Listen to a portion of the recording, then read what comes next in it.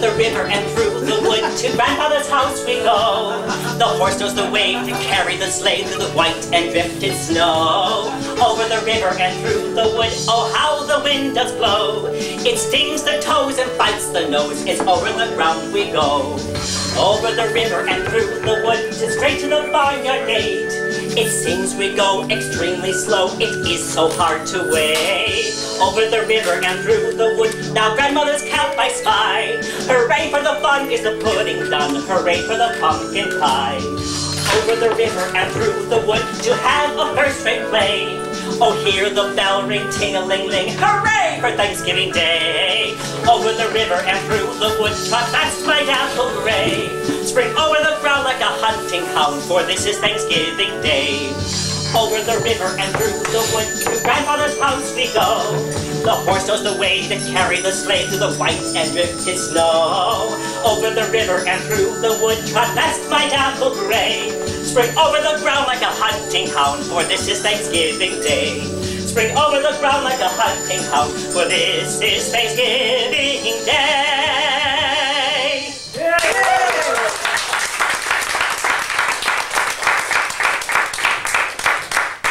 Good afternoon, ladies and gentlemen, and welcome to A Turkey for the Stuffing, a celebration of Thanksgiving. I hope that all of you had a wonderful Thanksgiving Day, despite all of the rain, and that you enjoyed lots of turkey and all the trimmings. And most importantly, what makes Thanksgiving special and complete: the sharing of kind words and thankful thoughts, and the gathering of close friends and family. Thank you very much for being here today. All of us have probably noticed that as the spirit of autumn has briskly blown into the month of November, the days have grown darker and colder. On Monday you only need a sweater, but by Friday you must bundle up in a thick woolen coat and hat, because winter is certainly on its way, and is bound to make a grand entrance of snow, ice, and wind. But before all this, from bare branches of oak and maple trees, fall the last colorful autumn leaves of red, yellow, and brown. They are invited to the leaves party and gladly accept the invitation to dance. The leaves had a party one autumn day and invited the north wind bold. They put on their dresses of crimson and brown, with their borders splashed with gold. At first they danced to a merry tune, but the north wind whirled them round and tossed them roughly to and fro, till they fell upon the ground. And when kind old Dame Winter came, she pitied the tired leaves so. She laid them gently on the grass and covered them all with snow.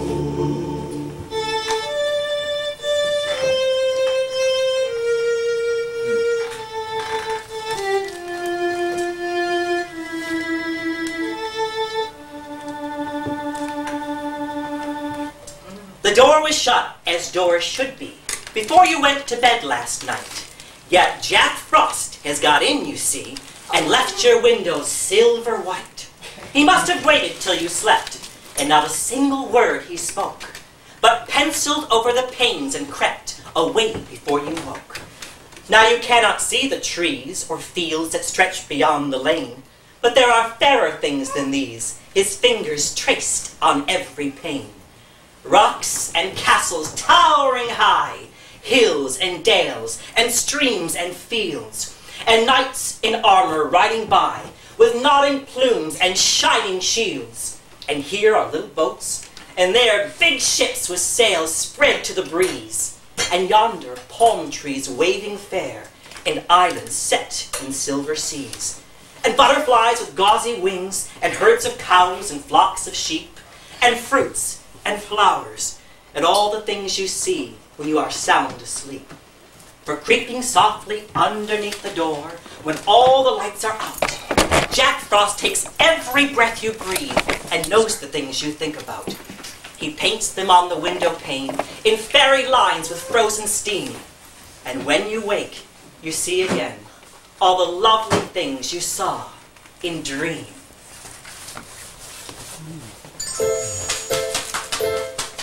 The autumn winds are rustling down, the nights are growing longer. Oh, forest fields and meadow ground, November winds blow stronger. Far overhead in grey sky, a flock of geese is calling. And as they journey swiftly by, a misty rain is falling. The flowers wither all around by frost descending nightly. The fir trees bending touch the ground with ice that sparkles brightly. Far off and lonely would I hear the partridge faintly drumming. By all these signs the time is near when winter days are coming. The autumn winds are rustling down, the nights are growing longer. Oh, forest fields and meadow ground, November winds blow stronger. Far overhead in grey sky, a flock of geese is calling. And as they journey swiftly by, a misty rain is falling. The flowers wither all around by frost descending nightly. The fir trees bending touch the ground with ice that sparkles brightly. Far off and lonely would I hear the partridge faintly drumming. By all these signs the time is near when winter days are coming. The breaking waves dash it high on a stern and rock-bound coast, and the woods against a stormy sky, their giant branches tossed. And the heavy night hung dark, the hills and waters over, when a band of exiles moored their bark on the wild New England shore. Not as the conqueror comes, they, the true-hearted, came, nor with the roll of stirring drums and the trumpet that sings of fame. Not as the flying come in silence and in fear. They shook the depths of the desert's gloom with their hymns of lofty cheer. And they amidst the storm they sang, and the stars heard, and the sea, and the sounding aisles of the dim woods rang to the anthem of the free.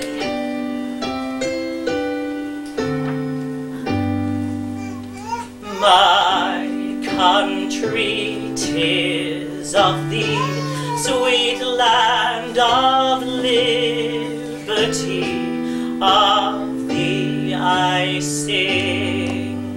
Land where my fathers died, land of the Pilgrims' pride, from every mountainside let freedom ring.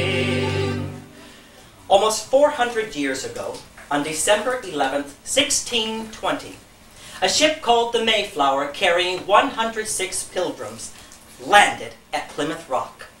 Their first winter was very brutal and devastating.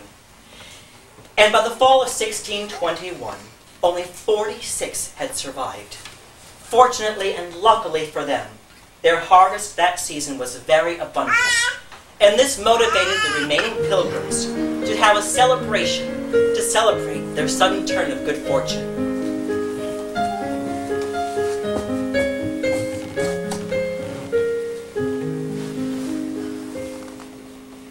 Blessed with plentiful orchard and field, richly laden with harvest time yield, people gather their love to bring.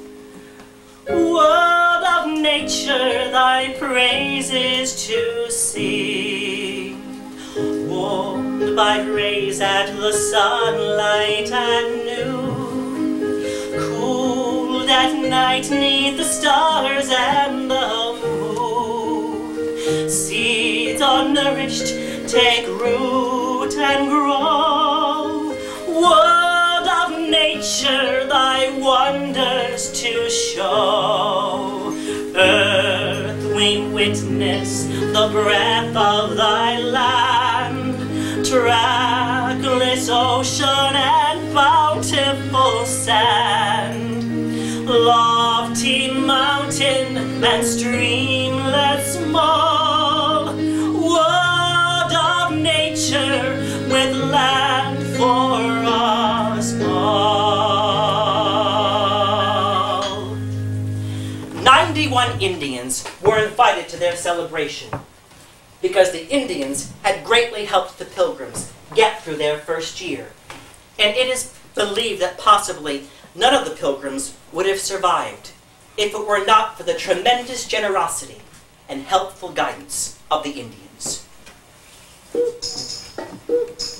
Years ago the pioneers ventured forth to far frontiers, crossed the prairies on the go, saw the herds of buffalo as onward they traveled, over stream and mountain, into the land where they would find Indian names.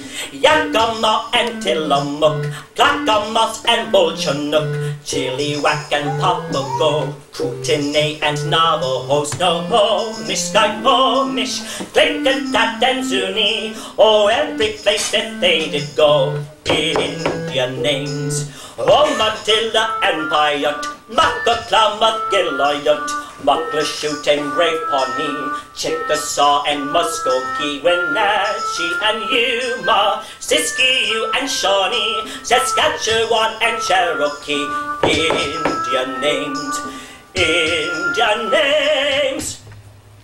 In 1789, George Washington proclaimed a national day of Thanksgiving. However, many felt that the hardships the Pilgrims experienced did not warrant a special holiday. And later, even Thomas Jefferson scoffed at the idea of having a national day of Thanksgiving. It was not until Sarah Josepha Hale began a 40-year campaign, writing many editorials in her Boston Ladies magazine, and writing many letters to governors and presidents, that finally led President Abraham Lincoln in 1863 to proclaim the last Thursday in November as a national day of Thanksgiving.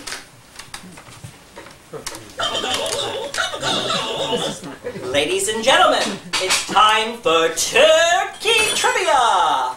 Over the next several minutes, you will hear a series of questions, and the first person I hear answer one correctly will get a fun Thanksgiving prize. Are you ready? Turkey in the straw, turkey in the hay, turkey in the straw, well, what do you say? Roll 'em up and twist 'em up a high, top a ha, and hit 'em up a tune called the turkey in the straw. Here's question number 1. Which president of the 20th century changed the date of Thanksgiving in order to create a longer Christmas shopping season, but due to public uproar, changed it back 2 years later? Anybody? Not that one. Roosevelt! You are a turkey winner! Come up and get a prize! For you, I have Pin the Hat on the Turkey Game. There we go. And I also have something else for you. A little basket full of treats and trinkets for Thanksgiving. Enjoy. Give her a round of applause.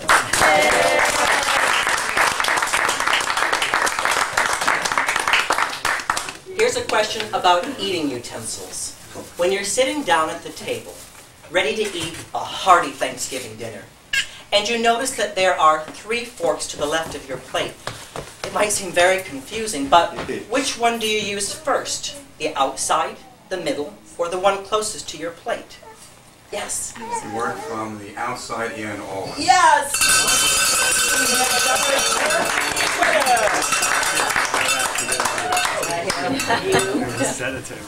Pilgrim and Indian felt activity board. Full of trinkets and trinkets for Thanksgiving.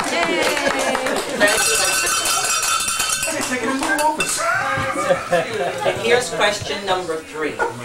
Please tell me the name of this famous Cole Porter musical that takes place on a ship, and whose signature tune of the same name as the title has this following phrase in it. When they landed on Plymouth Rock would land on them. Everything goes. Anything goes. That's close enough.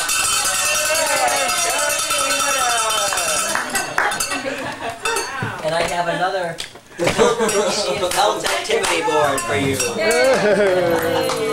And Thanksgiving basket full of treats and trinkets for Thanksgiving.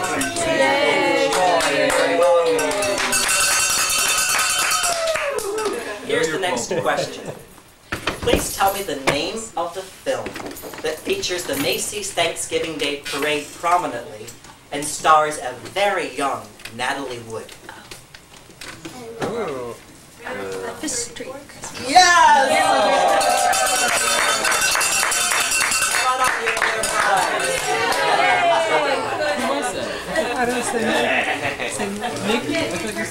I know, I knew it, but I couldn't think of the name. Pin the hat on the turkey gauge and a Thanksgiving basket for you. Happy Thanksgiving.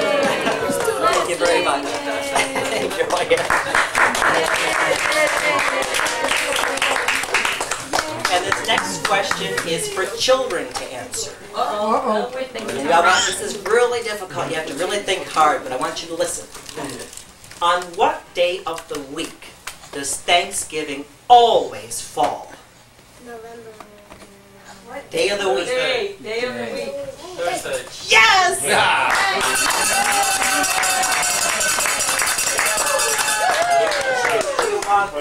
Do you want the turkey game or the felt activity? Or you can have both if you want both. Okay.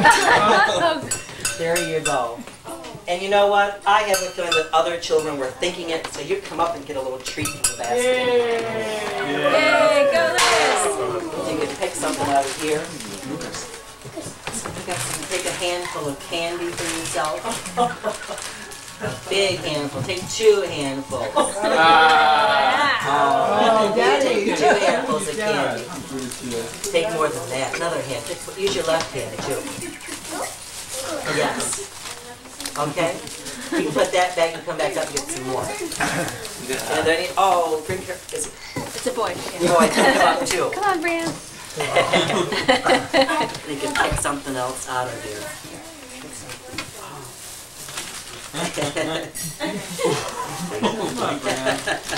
Maybe Daddy's going to have to grab a big handful. Any other children? Okay. And here is the last question of the turkey trivia. This might also be a little bit difficult, but I'm going to help you along by giving you a multiple choice answer. You've just purchased a 23-pound turkey that's very plump and big. It looks gorgeous. You've stuffed it, seasoned it, and everything. You've set the oven at 350 degrees. And according to cooking charts, you have to cook the turkey 20 minutes for every pound. Now, I'm going to give you 3 choices. Would you cook it 3 hours and 20 minutes, 7 hours and 40 minutes, or 23 hours? 3 hours and 2. 3 hours. 3 hours. No. No. 7 hours. Yes!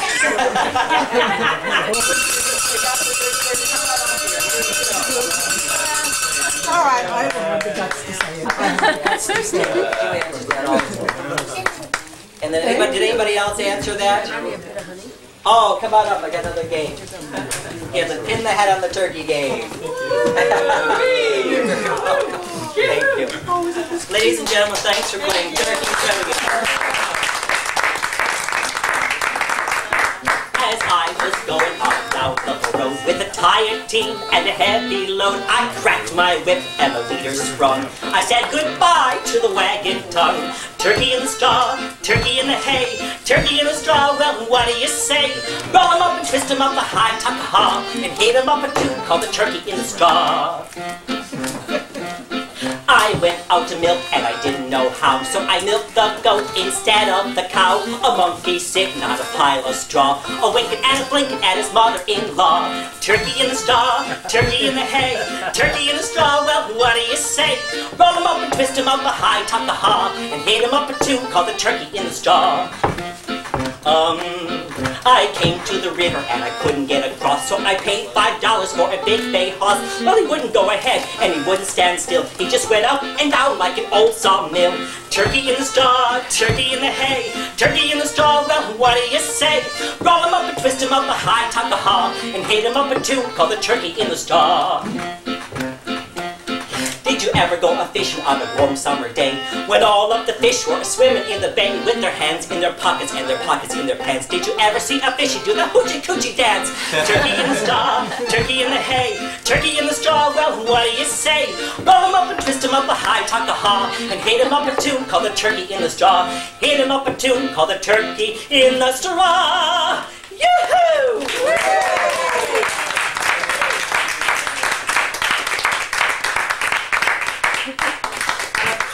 November evening, ladies and gentlemen, let us enter one of the early Massachusetts homes and see how the people of the 17th century possibly lived. The chief room in the house is usually the kitchen or the living room. And this room is blessed with a glorious fireplace. In the wall of the fireplace is a brick oven where many delicious things are baked, like brown bread, baked beans, cakes, and golden pumpkin pies. We find the family gathered as close as possible to the fire, for there are drafts of cold air that enter through the chinks between the logs. Oftentimes faces burn while backs are freezing. Stools, benches, and spinning wheels hug the hearth. Boys are whittling teeth for rakes or reels for yarn. The father is reading a book of sermons, while the mother and daughter are spinning and knitting.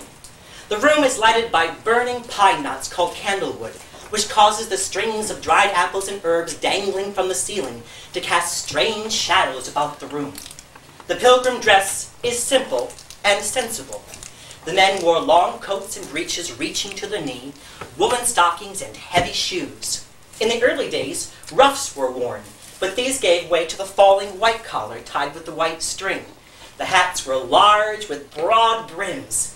The gowns of the women were usually made of wool and sensibly short, and the bodice was often cut at the sleeves or the shoulders to show the pretty white or colored underwaist, and a dainty white cap gave the final touch of grace. Cold as is the living room, the bedrooms are freezing. On these nights, the warming pan is greatly in demand. Live coals are placed in the pan and the cover is shut down. Then the warming pan is passed between the bed sheets to take off the chill. Still, nothing can keep out the cold. November days are here again, the winds are chill and cold. The garden, once so gay and bright, looks withered, brown and old. The skies are dark and lowering, the trees they moan and sigh. I hear the dry leaves whispering of summer long gone by. November days are here again, the winds are chill and cold. The garden, once so gay and bright, looks withered, brown and old. The skies are dark and lowering, the trees they moan and sigh. I hear the dry leaves whispering of summer long gone by. Ladies and gentlemen, with Thanksgiving comes the time of being thankful. All of us, without a doubt, have something in our lives for which we are grateful. And I'd like you to take, please, a quiet moment to think about one thing in particular for which you are grateful and thankful. Whatever it may be, large or small, it is something that hopefully makes you feel good. And you may feel free, ladies and gentlemen, to close your eyes and think about it for a moment now.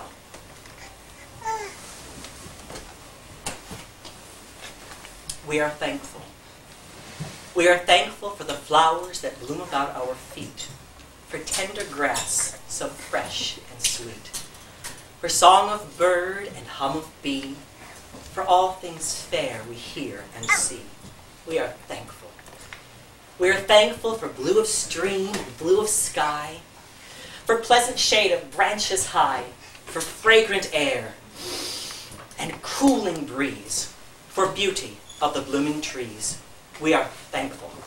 We are thankful for mother love and father care, for brothers strong and sisters fair, for love at home and here each day, for guidance lest we go astray.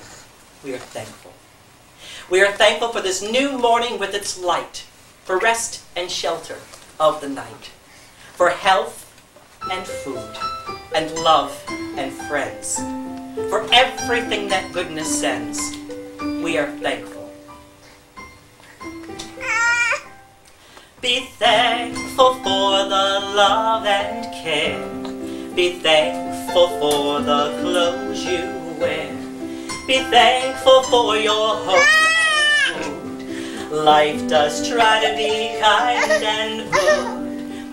Stay thankful for your strength and health, for your country's heart as well.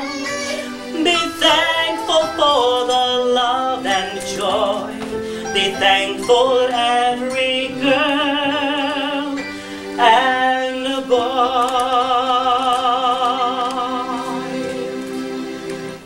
Once upon a time, there was an old beggar woman who stood shivering by the side of a road which led to a prosperous village. She hoped some traveler would be touched by her misery and would give her a few pennies with which to buy food and fuel. It had been snowing since early morning, and a sharp east wind made the evening air bitterly cold. At the sound of approaching footsteps, the old woman's face brightened with expectancy, but the next moment her eager expression changed to disappointment, for the traveler had passed without giving her anything. Poor old woman, the traveler said. It is a bitter cold night to be begging on the roadside. It is indeed. I am truly sorry for her. As his footsteps became fainter, the old woman whispered to herself, I must not give up. Perhaps the next traveler will help me. In a little while she heard the sound of wheels. It happened to be the carriage of the mayor, who was on his way to a Thanksgiving banquet. When His Excellency saw the poor old woman in such misery, he ordered the carriage to stop, lowered his window, and took a piece of money from his pocket. Here you are, he called, holding out a coin. The woman hurried to the window as fast as she could. Before she reached it, however, the mayor noticed that he had taken a gold piece instead of a silver one from his pocket. Oh, wait a minute, he said. I've made a mistake. He intended to exchange the coin for one of less value, but he caught his sleeve on the window fastening and dropped the gold piece in the snow. The old woman had come up to the carriage window, and the mayor noticed that she was blind. I've dropped the money, my good woman, he said, but it lies near you there in the snow. No doubt, you'll find it. Thank you, sir, thank you, said the old woman, as she knelt down in the snow to look for the mayor's coin. On rolled the mayor to the Thanksgiving banquet. It was foolish to give her gold, he thought, but I'm a rich man, and I seldom make such a mistake. Later that night, after the banquet, when the mayor sat before a blazing fire in his comfortable chair, the picture of the poor old beggar woman kneeling down in the snow and fumbling around for the gold piece came before his eyes. I hope she will make good use of my generous gift, he mused. It was entirely too much to give, but no doubt I shall be rewarded for my charity. The first traveler who had passed her previously hurried on his way still until he reached the village inn, where a great wood fire crackled merrily in the cheery dining room. He sat down and waited for dinner to be served. But he could not forget the picture of the poor old woman standing on the snowy roadside. Suddenly he rose, put on his coat, and said to the host, "Prepare dinner for two. I shall be back soon." He hastened back to the place where he had seen the old woman, who was still down on her knees, searching for the mayor's gold piece. "My good woman, what are you looking for?" "A piece of money, sir. The gentleman who gave it to me dropped it in the snow." "Do not search any longer," said the traveler, "but come with me to the village inn. There you may warm yourself before the great fire, and there we shall have a good dinner. Come, you shall be my Thanksgiving guest." He helped her to her feet, and then for the first time he noticed that she was blind. Carefully he took her arm and led her along the road to the village inn. "Sit here and warm yourself," he said, placing her gently in a comfortable chair. In a few moments, he led her to the table and gave her a wonderful Thanksgiving dinner. On that Thanksgiving day, an angel took up her pen and struck out all account of the gold piece from the book where the mayor recorded his good deeds. Another angel took up her pen and wrote in the traveler's book of deeds an account of the old beggar woman's Thanksgiving dinner at the village inn.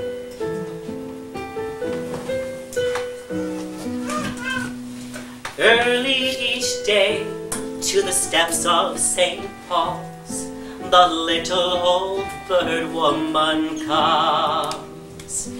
In her own special way to the people she calls, "Come, buy my bags full of crumbs.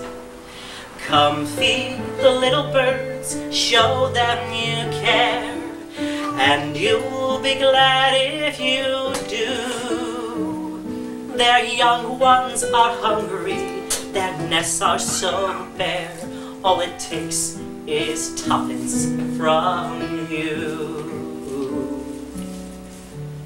Feed the birds, tuppence a bag, tuppence, tuppence, tuppence a bag. Feed the birds, that's what she cries, while overhead her birds fill the skies. All around the cathedral, the saints and apostles look down as she sells her wares. Although you can't see them, you know they are smiling each time someone shows that he cares. Though the words are simple and few, listen, listen, she's calling to you. Feed the birds, tuppence a bag, tuppence, tuppence, tuppence a bag.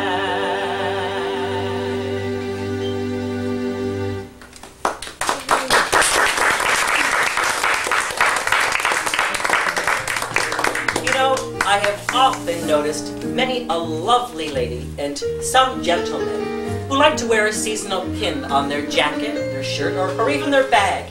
And you know what? That's what we're going to do. We're going to make an autumnal leaf craft pin. I'm going to hand out these cups to you. Everyone will take a craft. You can pass them along. I would appreciate it. And here's a cup for you with the craft, but don't open it yet. I think you might need a couple more. And there's two. Oh, this is wonderful. Oh, I'm sorry. Thank you very much. And there, and I'll make you some more. If you guys would be so kind to pass them back to the other table down with the bread, and finish those up so they're not short. And see, we might actually, for this moment, get a little bit more light so they can see the beads and things in the cup.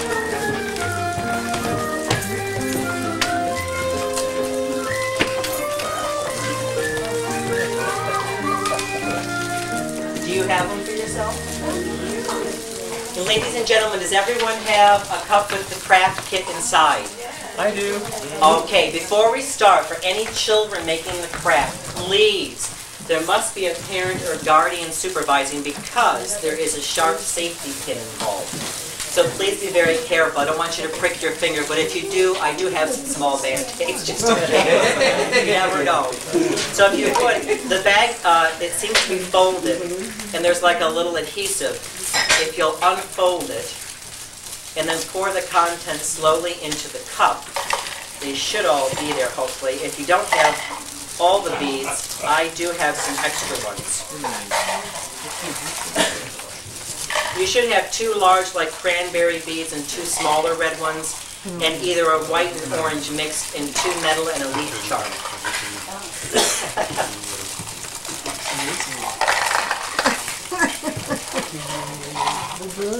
How's everybody doing? They're open, aren't they? Can I help you with that? Then you thread them onto the pin, or They're like a little Oh, you're welcome very These are much. so cool. Very good. Is everybody ready? Yeah. If you'll take the safety pin and carefully unlatch it so that the pointy end of it is sticking out, and we're going to take the first bead, which is going to be the small, kind of metallic red bead. If you can get it out. I have small fingers, but I have to say it's a little tricky reaching into the cup. And string that onto the safety pin. What you have to do first is bend the safety pin out so that it's almost like a straight line to get it to be on that side, because we're going to use this later and bend it back so you can pin it on your shirt. Okay. So bend the pin out so it's straight, Alright. or at least semi-straight. Might not be perfect. Okay, yeah, because the bead won't go around this No, corner. okay. And the next one we're going to take is either the orange or the clear one. Okay. Kind of an iridescent one. Does everybody have the two beads on? Yeah. Yep. You sure? Okay. And next one we're going to take is it's like a metallic flower. You'll see that one? The real small one. It's like a Oh, piece yeah, of metal. yeah, yeah. Take that one. Oh, okay. How are we? Is everybody up with me? Yep. Okay. Feeling it. Good. Now try if you can to take the leaf charm and pin it through the little clasp that's there so that it will hopefully face outward. Hopefully. Hopefully. It turns a little bit, but if you can string it Oh, I on see. this way outward, it should face outward, so when you pin it on, you'll see the colors of the leaf. Yeah. Okay? Now again, we're going to take the small metallic metal bead. Okay. Looks like a little flower. Uh-oh, I hear one rolling. That is right. Did you find I have some extra beads if you lose them, Steve? Here, take. You want an extra bead? All right. The extra little packet. Take that. And then we'll be extra. Actually, Steve, I want to start over and make it from that one. How's that? Roll on.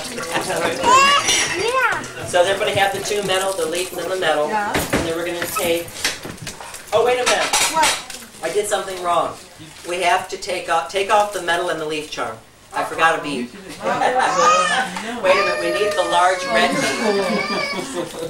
We need the large red bead. So take out the two metal ones and the leaf charm. Sorry about that. I've done a lot of these. You have? It's like, you had it in the right order. Okay, we got it. So after the I small love red, these. then the orange or the clear, and then the large red one. Oh, the Lord. The large red. Yep, forgot about that bead that was in there. Oh, now we can see it. And then after the large red one, take the small metal flower. In the inside. Did you get it off? Okay, I know it's hard. What's that? Yeah. I see what And then put on the leaf charm. Since I was watching it. Oh, I see. Oh, but I didn't take, you took off both of those? Yeah, you did. And then just put this word. Okay, let's see how we go. Had it wrong. Gotta turn that around. Make sure the leaf is facing outward. Oh, that's so cute. We're kind of back where we went. What goes after the leaf? After the leaf, you'll put another metal little flower bead. No, there is no one. There should be, there'll be one on each side of the leaf charm. Because we had to take it off. I had forgotten the large red one. You should have the small red, the orange or the clear, a large red, then a metal, then the leaf charm, then another metal bead. And then now we're going to take the large red bead, And you can change it put that on, anytime. and we're not confusing you too much. Does that make sense? Sure, Bart. Okay. She's wondering how. Everybody with me? Yep. Okay, now take your clear or orange one and put it after the large red bead again. So on each side of the charm, you're going to end up having 4 beads on Okay. each side. You'll have 3 of the colored ones, 1 of the metal, and then the charm, and then the metal, and then 3 other beads after.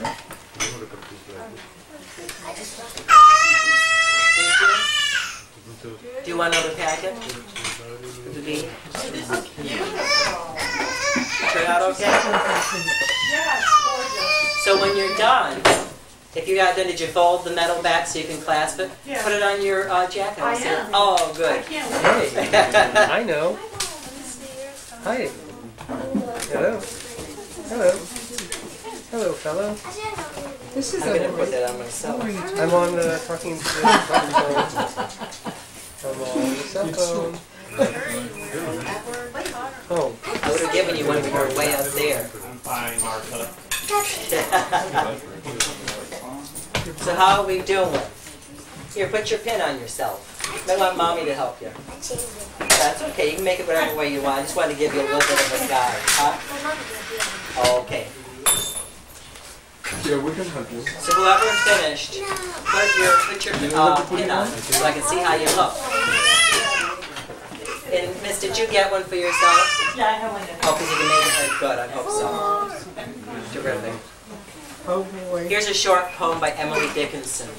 The morns are meeker than they were. The nuts are getting brown. The berry's cheek is plumper. The rose is out of town. The maple wears a gayer scarf, the field a scarlet gown. Lest I should be old-fashioned, I'll put a trinket on. So let's see everybody's trinket. Looks good on you. Very, very nice. Give yourselves a round of applause for making your own craft together.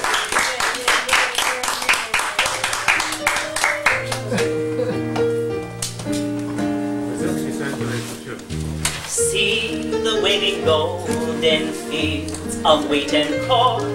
Plough and thresh the harvest early in the morn. Afternoon and evening work until you're through. Rest until tomorrow and then start anew. Pick the ripened apples, pack away with care.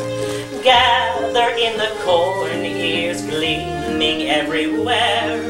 Now the fruits are gathered, all the grains are in. Nuts are in the attic, corn is in the bin. Loudly blows the north wind through the shivering trees. There are all the branches falling, all the leaves. Gathered is the harvest for another year. Now a day of gladness, Thanksgiving Day is here.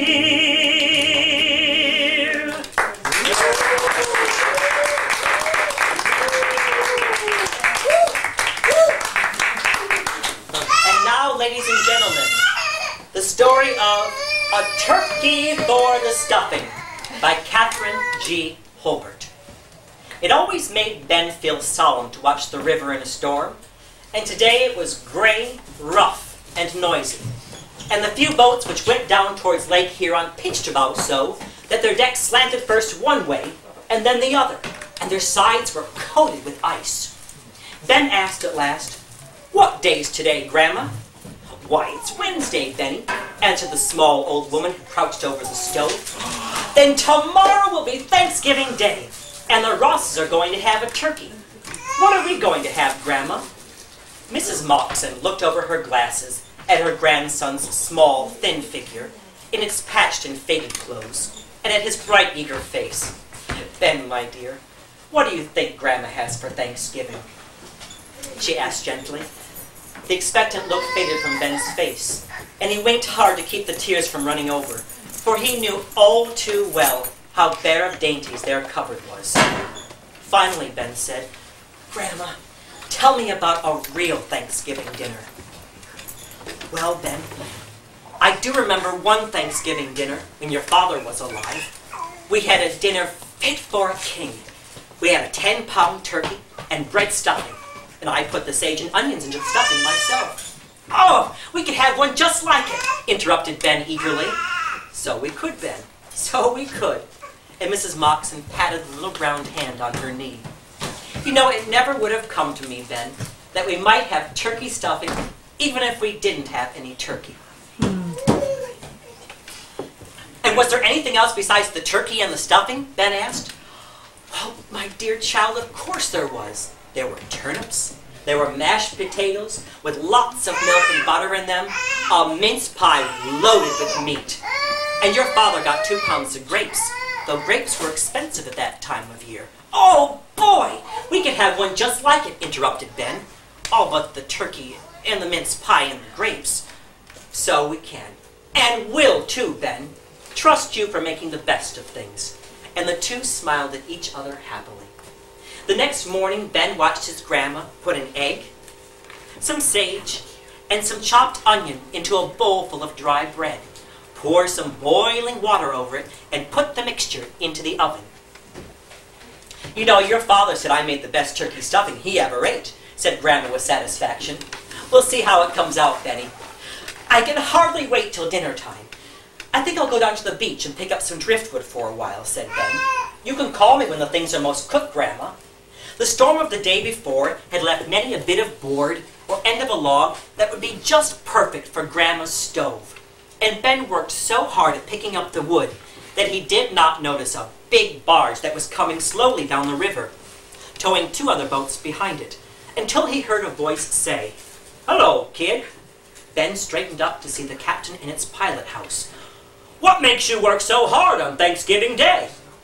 "Well, I'm waiting for dinner to cook," answered Ben in his piping voice. "Going to have turkey and some stuffing, I suppose?" "No, but we're going to have turkey stuffing," said Ben with pride.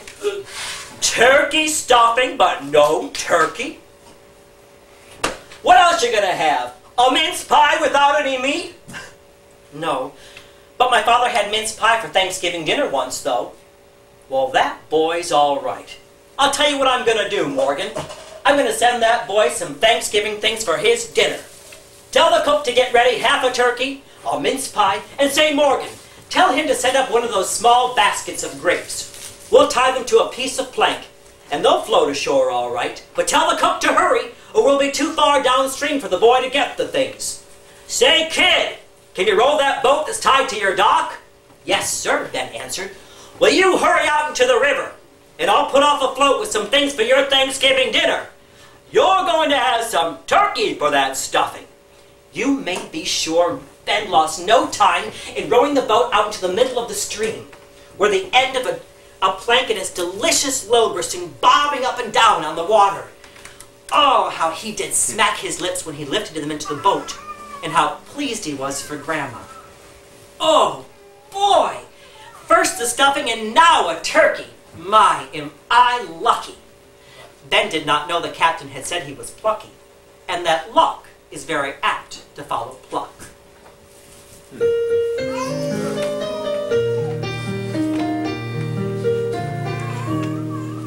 There's a turkey in the icebox, there are pies upon the shelf, there are donuts in the pantry, but I cannot help myself. If I step into the kitchen, I will hear somebody say, "You must wait until tomorrow, it will be Thanksgiving Day." For the aunts and uncles gather, and my cousins large and small, we have made the table longer, there is room enough for all. Father carves the roasted turkey, and we eat it all somehow. Mother says, "Clean up the platter, this is glad Thanksgiving now." We enjoy the sauce of berries and the dressing Mother made. Let us have some conversation, gentle thoughts we kindly trade. May we sit before the fire, warm our hands and warm our hearts. Bless us one and all, this family, we're so proud to be a part. Thanksgiving Day, Thanksgiving Day. All the friends and the loved ones are gathered close by. Thanksgiving Day, Thanksgiving Day. Let us all be full of gladness till we must say goodbye. Let us all be full of gladness till we must say goodbye.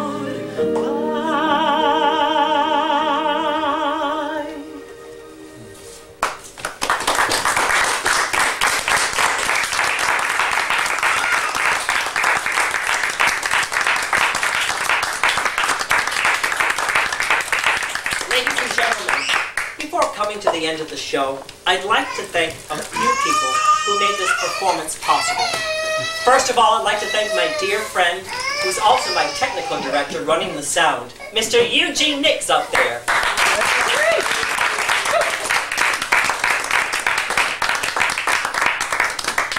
I'd also like to thank my friend Charlie Catanese and my friend Ms. Janine Pangburn for being so supportive and helping me with particular aspects of the show. Thank you, Charlie and Janine.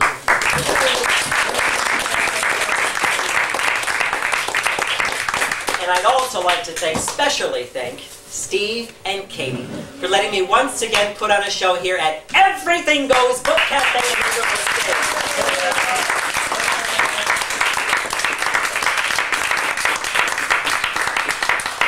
They've been extra welcoming and wonderful to us once again. And please give a round of applause to Carl for working so hard behind the counter and tip him well.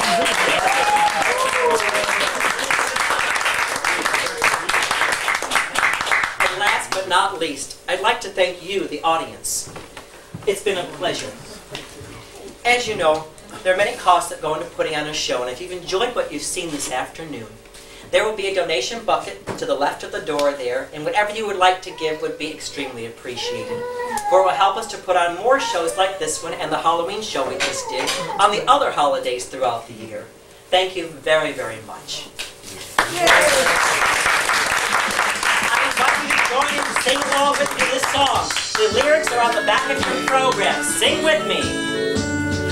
Over the river and through the wood to grandmother's house we go. The horse knows the way to carry the sleigh through the white and drifted snow. Over the river and through the wood, oh how the wind does blow. It stings the toes and bites the nose, and over the ground we go. Over the river and through the wood and straight to the barnyard gate. It seems we go extremely slow, it is so hard to wait. Over the river and through the wood, now grandmother's cat by side. Hooray for the fun, is the floating down, hooray for the pumpkin pie. Over the river and through the wood to have a birthday play.